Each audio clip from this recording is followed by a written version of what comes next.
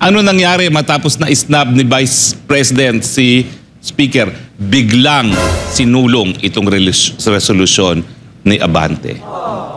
Tao lang din naman kasi si Speaker. Hindi niyo po naman makakait yan. Hindi ko po dinidepensahan din ang ginagawa ni Speaker. Bakit?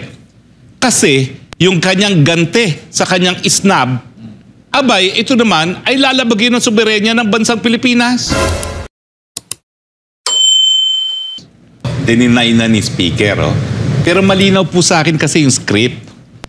Alam nila ang posisyon ng Presidente. Ganyan din naman ang posisyon ng Secretary of Justice. Anong gagawin nila kung gusto nilang pabaliktarin? Mag-apply ng pressure. Sa panahon na hindi pa po tapos ang budget. Tinatalakay pa po sa Senado yan. Alam niyo po, katotohanan, dahil ang pinaka-importanting trabaho ng Kamara ay ang budget, habang hindi pa tapos ang budget, lahat ng ahensya, baw pa rin yan sa Kamara. Kaya ngayon hinain yan, resolution na yan, para magkaroon ng dahilan yung Secretary of Justice na bumaliktad sa mga nauna niyang sinabi. Oh, no! Hindi ko lang alam kung kasapi talaga si Secretary Remulla sa script na yan, pero sa mga binabanggit niya, binibigyan niya talaga ng importansya yung mga resolution na hindi pa naman naipapasa. At miski ipasa naman yan, wala namang bisa yan dahil kinakailangan mapasa pa rin ng Senado. Pero that is the sense of the House. Na sa panahon ng budget, hindi mo po pwedeng mabaliwala. So anong sumatotal niyan?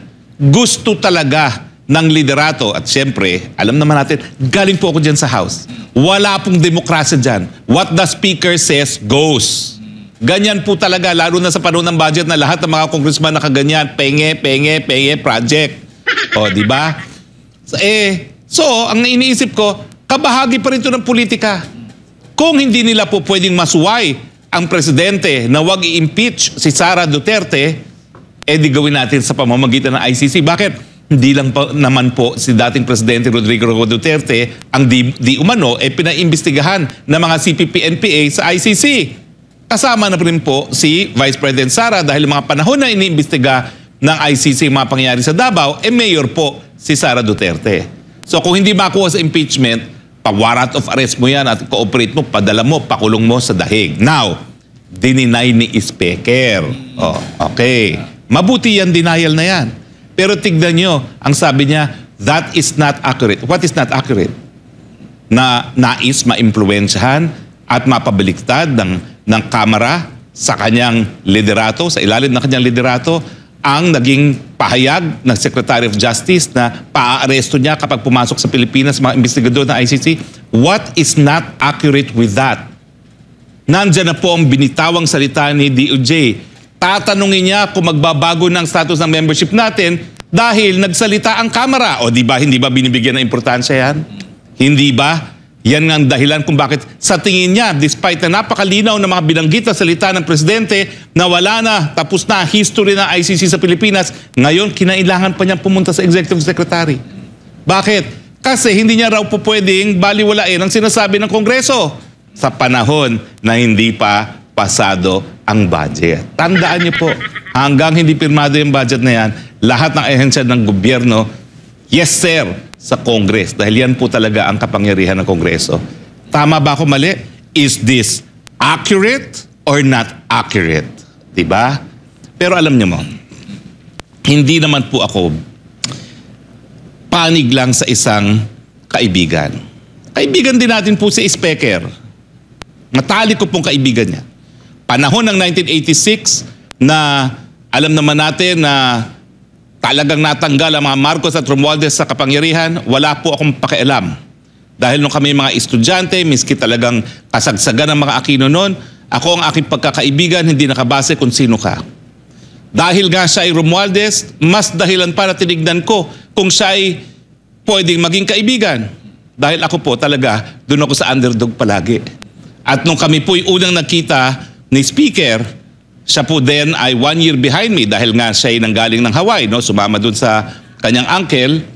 Alam ko po yun na lahat ng tao ayaw siyang pansinin dahil siya ay Romualdez sa panahon na kasagsagan ng mga Aquino. Ako wala akong pakialam. Kung mabuti kang tao, kakaibiganin kita. At kinaibigan ko po talaga si Speaker. I miss you, Speaker. I really do.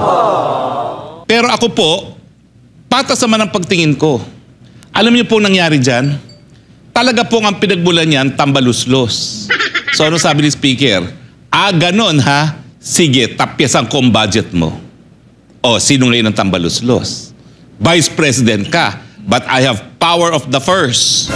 Kahit ang budget mo, ang aking pinsan ang nagsulong sa Kamara, wala akong pakialam, I am the Speaker, tatapyasan ko ang budget mo. Pero akala ni Speaker, I have proven my point. Ito naman po nangyari. Matapos niyang tapyasan, siya na panalo. Pati po sa Court of Public Opinion dahil talagang na-demonize yung confidential fund ni VP Sara, kakamayan na niya si Vice President. Hindi daw nakita ni Vice President ang video. Alam naman ni Vice President, I love her to the core.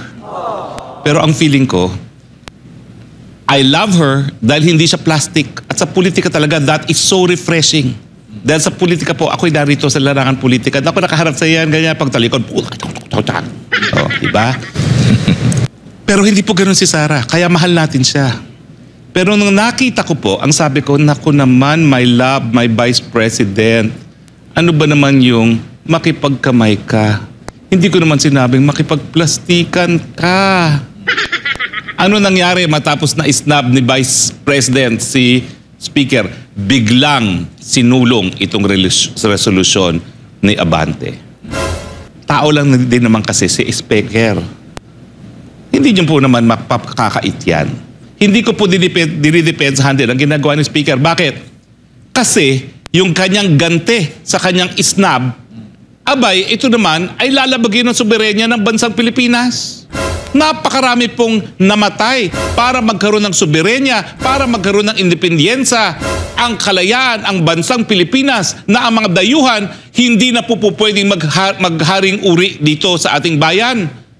Tapos, dahil feeling niya, ganon, inisnab mo ko, sige, palilitis kita sa ICC. Hindi niya naintindihan na kapag ginawa niya yon, balik na naman tayo sa mga panahon na tayo ay aapihin ng mga dayuhan dahil di umano, hindi natin kaya magbigay ng katarungan sa ating sariling mga kababayan.